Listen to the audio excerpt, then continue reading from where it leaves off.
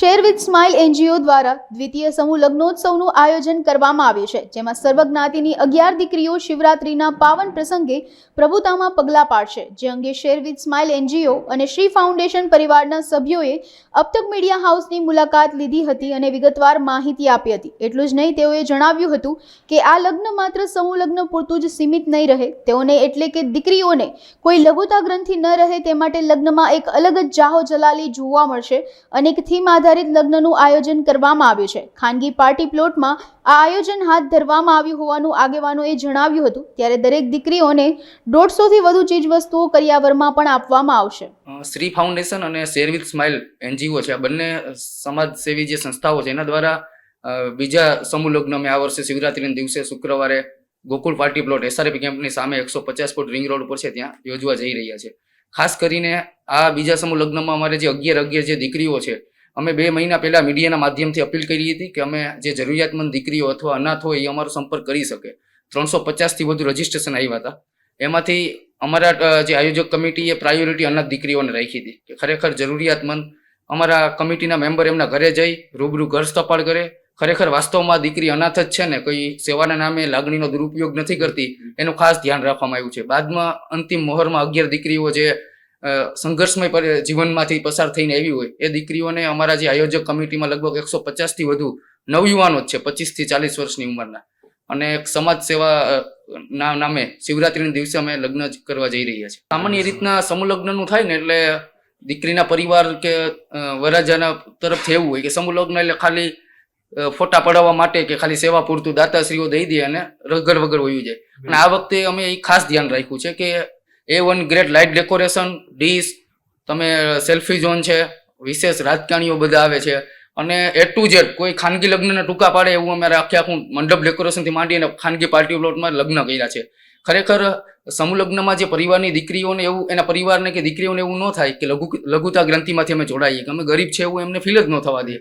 ખરેખર કોઈ માતા પિતાનું એક સ્વપ્ન હોય કે મારી દીકરીના સારામાં સારા લગ્ન થાય, ખરેખર એમને કરિયાવર મળે. અમે તમે નહીં માનો, લગભગ 150 થી વધુ કરિયાવરની વસ્તુ છે. 4 થી માંડી અને 4 થી વધુ સોનાની વસ્તુ છે, 5 થી વધુ ચાંદીની વસ્તુ છે, વોશિંગ મશીન, ઘરઘંટીથી માંડી અને ઘર વખરીની તમામ લગભગ નાની સોયથી માંડી અને મોટી વસ્તુ તમામ અમે આવરી લેવાય છે. અને તમામ દાતાઓ યુવાનો છે. એટલે ખરેખર આજના જમાનામાં યુવાનો જે મોજશોખ પાછળ પોતાની જિંદગી બગાડે, એટલે અમે નવયુવાનો એક સમાજ સેવા કરવાનું એક બીડું ઝડપ્યું છે.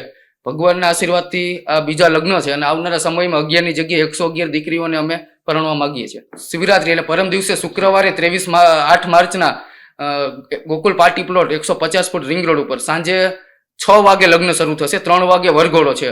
અને ખાસ આ વરઘોડાની અંદર જેમ ભગવાન શંકરના વરઘોડાનું સ્વાગત કર્યું હતું, ભૂતળાથી માંડી અને ભગવાન વિષ્ણુ બધા હાજર રહ્યા હતા, એ થીમે અમે ગોઠવી છે. પાર્ટી પ્લોટની અંદર શંકર પાર્વતીનું કૈલાસ પર્વતથી માંડીને એવી થીમ રાખી છે. ખરેખર શિવરાત્રી એક આપણા સૌ હિન્દુ ધર્મ માટે ધાર્મિક તહેવાર છે. તો જોગાનું જોગ તે દિવસે વુમન્સ ડે છે. એટલે અમારા નસીબ છે આયોજકો માટે કે આ બધું જોગાનું જોગ એક દિવસે ભેગું થયું છે. અને તમામ ગરીબ જે 11 દીકરીઓ છે એમને અમે પોતાના સાસરે વડાવવા માટેનું અમને સૌભાગ્ય પ્રાપ્ત થશે. અમે ખાસ કરીને સમૂહ લગ્ન એટલે માત્ર સમૂહ લગ્ન કરી દીકરી વરાવી એટલે છૂટું થઈ જવાનું નથી હોતું. અમે મોટિવેશનલ સ્પીકર એક સારા બોલાવવાના છે. સામાન્ય રીતને કેવું હોય કે સમૂહ લગ્નમાં નેતાઓ અને સામાજિક આગેવાનો પોતાની અડધી કલાકની સ્પીચ દઈ અને છૂટી જતા હોય ને દીકરીઓ વરાવી જતી હોય ને અમે બીજે દિવસે મીડિયાને આપી દેતા હોય કે સમૂહ લગ્ન સંપન્ન. પણ એવું નથી. ખરેખર દીકરી પોતાના સાસરે ગયા પછી ત્યાં કઈ રીતના વર્તાવ કરવો, પોતાના પરિવારજનો સાથે કઈ રીતના બિહેવિયર કરવું, કઈ રીતના અમુક વસ્તુ કોઓપરેટ કરવી, પોતાના પતિ સાથે કઈ રીતના. અને અમે ખાસ કરીને 11 જે વરરાજાઓ એને સમજાવવાના છે કે તમે ખામી નહીં, ખૂબી ગોતજો, અને જેથી તમારું જે લગ્ન જીવન આખું જીવન છે એ સુખમય રહે. એટલે અમારી કમિટી દ્વારા તમામ પરિવારના સંપર્કમાં રહી અને ખાસ કોઈ દીકરીને કોઈ અગવડતા નથી પડતી ને, અમે જે સેવાના નામે જે એમ દીકરીને મદદ કરી છે એ ખરેખર દીકરી સુખી છે ને એનું ખાસ ધ્યાન અમારી ટીમ રાખતી હોય છે. અમારી લગભગ મોટા ભાગના આયોજક કમિટી છે એ રાજકીય સામાજિક સંસ્થાઓ સાથે સંકળાયેલી છે, રાજકીય અલગ અલગ પક્ષમાં. સાથે સાથે બધા બિલ્ડરો, ઉદ્યોગપતિઓ બધા છે. અમારે 2 વર્ષ પહેલા અમારા ઓળખીના પરિચિતની ઝૂંપડપટ્ટીમાંથી દીકરી હતી, એમના લગ્ન માટે અમે નાના મોટું ફંડ હાજર કરવા અમે બધા મદદ કરી હતી. પછી બધા મિત્રો એક દિવસ ભેગા થયા કે ખરેખર આપણે એક દીકરીની મદદ કરી, એવી સમાજમાં અનેક દીકરીઓ હશે કે જે ખરેખર પૈસાના વાકે પોતાના માતા પિતાનું જે સ્વપ્ન હોય એ દીકરી બિચારી લઘુતા ગ્રંથિથી આખી જિંદગી પોતાના લગ્ન સારા ન થાય એટલે એ દુઃખમાં એનું જીવન જતું હોય. એટલે અમે વિચાર્યું છે કે આપણે કાંઈ નહીં તો ફૂલની પાખડી એટલે 11 દીકરીઓના જોડાથી અમે શરૂઆત કરી છે. આવનાર સમયમાં 111 થી માંડીને ભગવાન કરશે તો 1111 દીકરીઓના સમૂહ લગ્ન કરવા અમારી આશા છે.